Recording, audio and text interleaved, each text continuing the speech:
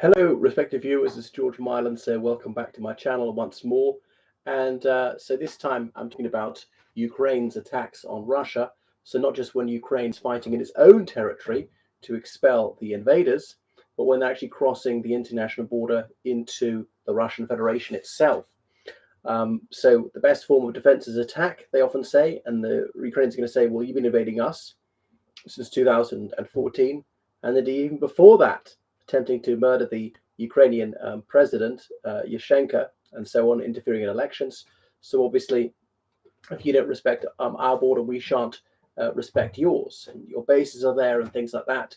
So make it more difficult for the Russians to prosecute their war of illegal aggression in Ukraine, and obviously firing drones into Russia.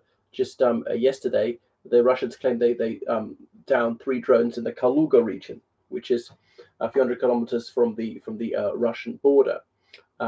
Anyway, but they didn't manage to do any harm. Now, is that true? And probably true. But I mean, there have been several drone attacks already in Kaluga this month, and so many drone attacks on Moscow, sort of lost count. It's about a dozen now.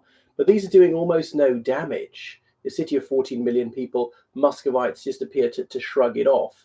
So questions, is it worthwhile? Okay, it shows the Russians that, this is not a special military operation, this is a war, you're in danger, you weren't in danger before. One of Putin's central planks for justifying his war of illegal and unprovoked aggression is making Russia safer. But wait a second, you never had drone attacks in Russia ever before, but now you do. All right, they had worse attacks, even in recent decades, bomb attacks by Chechen separatists, which killed dozens of people. And obviously there have been incursions over the border, the Ukrainians attacking into Belgorod region in particular. Now, the Ukrainians often say, well, it's not really us, it's the Freedom of Russia Legion, various other anti-Putin Russian outfits who want to overthrow him, who've made common cause with Ukraine, have got a different Russian flag and things like that. But this is the Russians were able to contain this fairly easily. They've attacked into Bryanskaya region and so on. So is it just a silly diversion of resources for the Ukrainians, who should maybe be putting it all into the counteroffensive in southern Ukraine, in Zaporizhia region? We've only gone forward something like 12 miles in 2.5 months. Another thing, I was reading about this the other day, that front line is about 650 miles. And the Western Front in the First World War was at about 450 miles, and their trenches almost all the way. One of the things about how technology is developed is that surprise is almost impossible. Because of spy satellites, you can see build-up of troops. And if you're going to have a significant offensive, you need to gather the troops and therefore the tanks, the artillery, the trucks, the whatever, before you go forward. And you can't do that in a matter of hours. So the Russians have a very good idea where the main thrust is coming and can move reinforcements there. Obviously, the same thing happened when Russia was attacking Ukraine. You could see the build-up for months.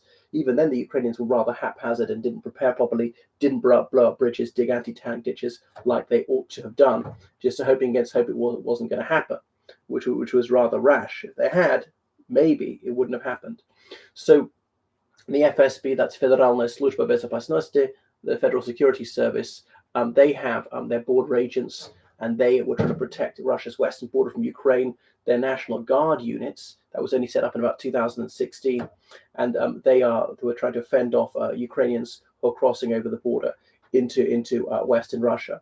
But on the other hand, is this good? Because for Ukraine, it keeps the Russians off balance. They have to divert troops to try and defend their frontier, who otherwise would be invading into Ukraine. The other thing about these attacks on Russian cities, even artillery strikes and some of the small towns in Belgorod, is they do almost no damage to the Russian military. They very often hit civilian targets. Sometimes they just miss. Often the drones are shot down and hit a building, but they actually have very small warheads. Unless they really hit what they're meant to hit, like a tank or an army barracks, the actual right room, they will blow out a few bricks. They'll smash the windows. They might damage the roof, something like that. They can't take down a building. You need obviously major, really big missiles for that, like Tomahawk missiles and things like that, which the Ukrainians just don't have. So imagine they concentrated all that fire on Russian troops in Ukraine. then that would actually work much better for them. And obviously, they are using some drones against the Russian troops in Ukraine. But maybe it simply stiffens the spine of the Russians, and their will to keep going is there. And there's absolutely no sign that Russia's resolve is fraying because of this. Remember, Ukraine's been under a much heavier bombardment for far longer, and it hasn't broken their morale. Because that general who's been resting since the attempted coup d'etat 2 months ago, what's his name? Oh my God, it escapes me. Sorovikin.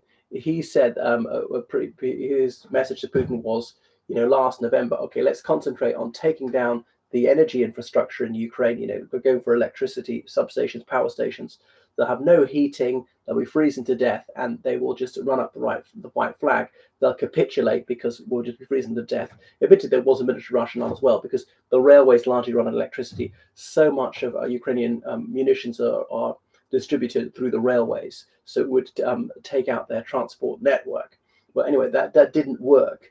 And it's not true to say that it didn't demoralize people at all. It's a bit like in the United Kingdom. There's this myth about the Second World War. Oh, the Blitz, that only made us even more determined. And we were never afraid, and we were always gallant. And all right, there are some people like that. But there are other people who do become dispirited, who start moaning, oh, we just want to give up. Please don't hurt us. Anything for an ordinary life. And who are not quite so gallant.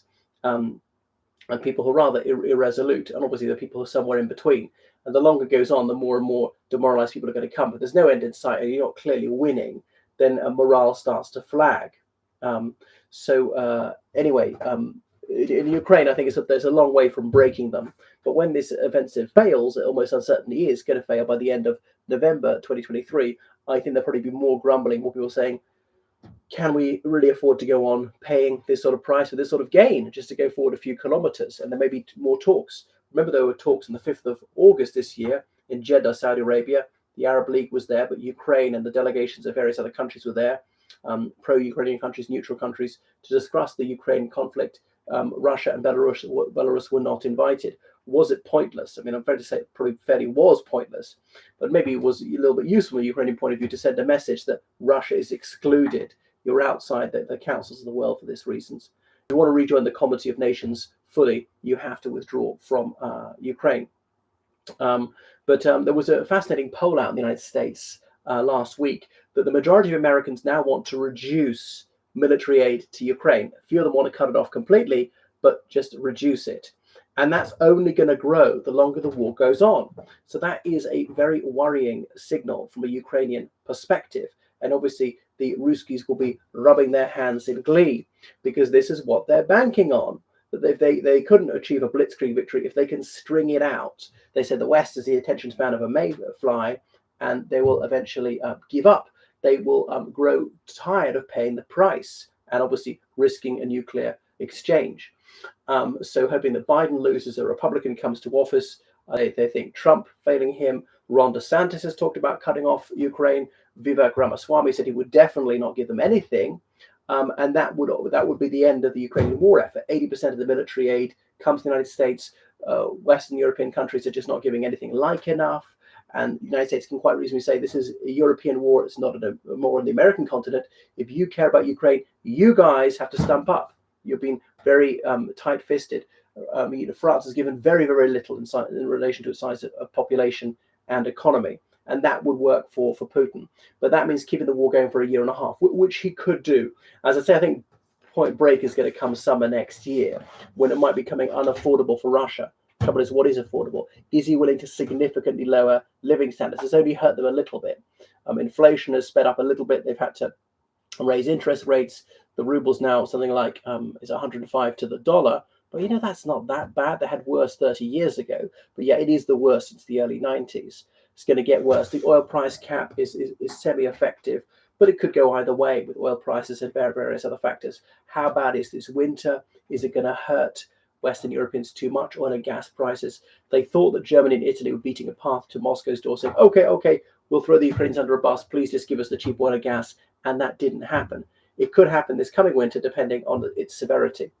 Anyway, so thank you so much for watching my channel. Please subscribe on Patreon, donate on PayPal, georgecallahan79@gmail.com. I really need your donations to keep the channel going. Goodbye.